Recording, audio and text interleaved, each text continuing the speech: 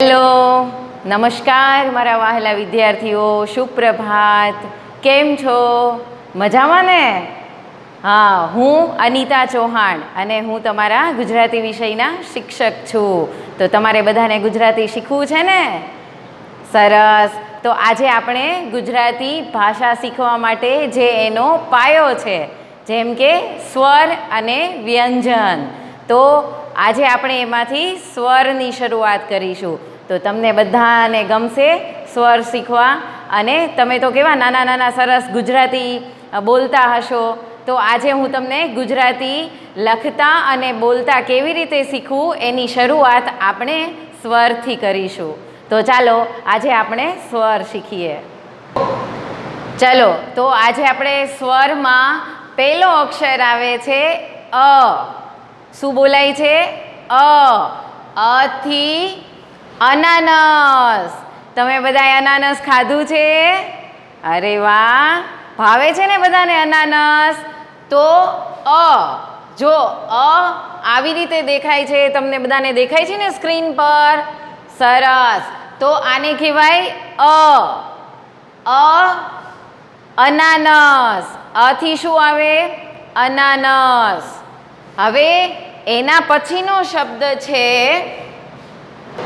એના પછીનો અક્ષર છે આ. કેવી રીતે બોલાશે એને? આ. તો આ થી કયો શબ્દ બને છે? આગગાડી. તમે બધા ટ્રેનમાં બેઠા છો? કેવી સરસ ટ્રેન જતી હોય છે, છુક છુક છુક છુક કરતી. મજા આવે ને ટ્રેનમાં બેસવાની? બહુ મજા આવે મને તો. તો આ થી શું આવે? આગગાડી. હવે આપણે એના પછીનો શબ્દ સમજીએ. તો એના પછીનો અક્ષર આવે છે ઈ. ઈ પણ કેવો આવશે? એનું જે આ હોય છે એ નાનું હોય છે. ઈનું પાંખિયું નાનું હોય છે, એટલે એને ઈ વંચાય છે. શું વંચાય? ઈ. ઈથી શબ્દ બને છે ઈયળ. ઓ, તમે બધાએ ઈયળ જોઈ છે ને? ઘણી બધી જગ્યાએ હોય છે, જેવું કે શાકભાજીમાં, પછી વૃક્ષમાં, વૃક્ષના પાનની અંદર હોય છે. ઘણા બધા પ્રકારની ઈયળ આવે છે. તમને બધાને બીક લાગે છે?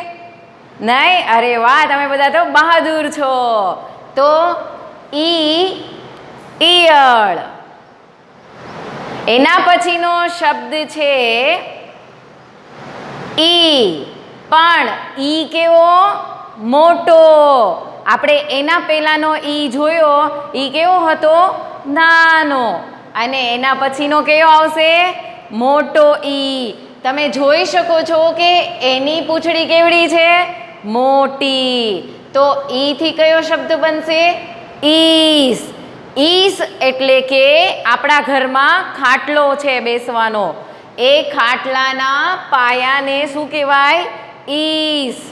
તો ઈ થી શું બનશે? ઈસ. એના પછીનો શબ્દ આપણે જોઈએ તો એના પછીનો શબ્દ આવશે ઉ. તો ઉ પણ બે પ્રકારના છે, એક નાનો અને એક મોટો. તો એમાં નાનો ઉ છે, તો એ ઉનો શબ્દ છે ઉતરડ. શું છે? ઉનો શબ્દ શું બનશે? ઉતરડ. ઉતરડ એટલે તમને ચિત્રમાં દેખાય જ છે કે ઉપરા ઉપરી કેવા માટલાઓ છે પડેલા છે ને, માટલાઓ તમને દેખાય છે? દેખાય છે? સરસ. તો ઉતરડ એટલે સ્ટેપ બાય સ્ટેપ ઉપરા ઉપરી જેને ગોઠવેલા હોય એને ઉતરડ કહેવાય. તો આપણે એના પછીનો શબ્દ જોઈએ. એના પછીનો શબ્દ આવે છે ઉ. પણ આ ઉ કેવો છે? મોટો. આપણે નાના ઉ વિશે સમજ્યા, હવે મોટા ઉ વિશે સમજીએ. તો મોટા ઉ થી શબ્દ બને છે ઊન. તમે બધાએ જોઈ છે ઊન? હા, તમે નાના છો, તમારા મમ્મીએ તમારા માટે સરસ મજાનું ગરમ સ્વેટર બનાવ્યું હશે, જે તમે શિયાળામાં પહેરો છો ને બધા? હા, તો એ આ ઊન છે, અને ઊનથી આપણે શિયાળામાં પહેરવાના કપડાં બનાવીએ છીએ. તમારા મમ્મીએ બનાવ્યું જ હશે તમારા માટે. તો ઊન. હવે એના પછીનો શબ્દ આપણે સાંભળીએ તો ઉ પછી આવે છે રૂ. રૂ રૂ એટલે એનો બીજો શબ્દ રૂ એટલે કોટન પણ થાય છે, જે આપણે ભગવાનના દિવેલ બનાવવા માટે ઉપયોગ કરીએ છીએ. અને બીજો શબ્દ છે ઋષિ.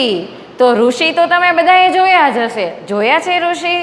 સરસ. જો તમને ચિત્રમાં દેખાય જ છે કે ઋષિ આપણને ઘણું બધું જ્ઞાન આપતા હોય છે. તો રૂથી શું બનશે? ઋષિ. સરસ. એના પછીનો શબ્દ છે એ. હવે આવે છે એ. જો એ ને એક માત્ર એ થાય. શું થાય? એને એક માત્ર એ. તો એ થી કયો શબ્દ બનશે? એરણ. શું બનશે? એરણ. તો અને એક માત્ર એ બરાબર એરણ. હવે એના પછીનો શબ્દ આવે છે આઈ. તો અને એક માત્ર એ થાય. તો અને બે માત્ર હોય તો શું થાય? અને બે માત્ર હોય તો આઈ, એટલે કે ઐરાવત. ઐરાવત એટલે તમને દેખાય છે કે આમાં હાથી જેવું ચિત્ર છે ને? અને એને ઘણી બધી સૂંઢ છે. દેખાય છે? સરસ. તો એ બરાબર ઐરાવત. હવે એના પછીનું આપણે જોઈએ શબ્દ. તમને બધાને મજા આવે છે ને? એક પછી આપણે નવા નવા શબ્દની ઓળખ કરતા જઈએ છીએ. અને મને આશા છે કે તમે બધા એને સરસ રીતે ઓળખી શકો. તો એના પછીનો શબ્દ છે ઓ. શું આવશે? ઓ. તો ઓ નો શબ્દ છે ઓશિકુ. તો ઓશિકુ શેના માટે તમે ઉપયોગ કરો છો? ચાલો મને બતાવો. હા, ઓશિકોનો ઉપયોગ આપણે સૂવા માટે કરીએ છીએ. તમે બધા કરો છો ને? સરસ. તો ઓ થી બનશે ઓશિકુ. જો તમને ચિત્રમાં દેખાય છે ને ઓશિકુ? સરસ. તો એના પછીનો શબ્દ છે ઔ. એના પછીનો શબ્દ છે ઔ. તો ઔ થી શબ્દ બનશે ઔષધ. ઔષધ એટલે દવાઓ. આપણે જ્યારે બીમારી થઈએ છીએ ત્યારે આપણે ડૉક્ટર પાસે જઈએ છીએ. હા, અને ડૉક્ટર આપણને શું આપે છે? દવાઓ. તો એને ગુજરાતીમાં શું કહેવાય? ઔષધ. સરસ. તો ઔથી કયો શબ્દ બનશે? ઔષધ. એના પછીનો શબ્દ છે અની ઉપર શું છે? મીંડું. તો એને શું વંચાશે? અમનો શબ્દ બનશે અંબાડી. અંબાડી એટલે હાથી ઉપર જે બેસવા માટે તૈયાર કરવામાં આવેલી હોય છે એને અંબાડી કહેવાય.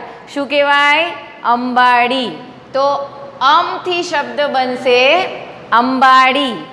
હવે એના પછીનો આપણો શબ્દ જોઈએ.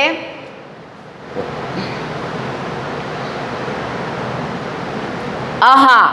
આપણો છેલ્લો શબ્દ છે સ્વરનો. આહા એટલે કે અને બે મીંડા આહા. જો આપણે ઉપર જોયું એમાં એક મીંડું હતું એટલે આમ વંચાતું હતું, પણ આને કેટલા મીંડા છે? સરસ. બે મીંડા છે એટલે શું વંચાશે? આહા. એનો શબ્દ બને છે નમઃ. આપણે બધા જ સાંભળ્યું જ છે કે ઓમ નમઃ શિવાય. તો એમાં નમઃ આવ્યું ને નમઃ. તો આ એ નમઃ છે. જો નમઃ લખેલું છે એમાં પણ બે ટપકા કરેલા જ છે. તો એનાથી કયો શબ્દ બનશે? નમઃ. તો આપણે અહીં આપણા સ્વર છે એ પૂરા થાય છે. તો તમને બધાને સ્વરની ઓળખાણ થઈને તમને બધાને ગમ્યા સ્વર? હવે પછી આપણે એના પછીના વ્યંજન શીખીશું. પણ સૌથી પહેલાં તમારે સ્વરની પ્રેક્ટિસ કરવાની છે. એના માટે હું તમને એની વર્કશીટ આપીશ. તો તમને બધાને મજા આવી ને સ્વર શીખવાની?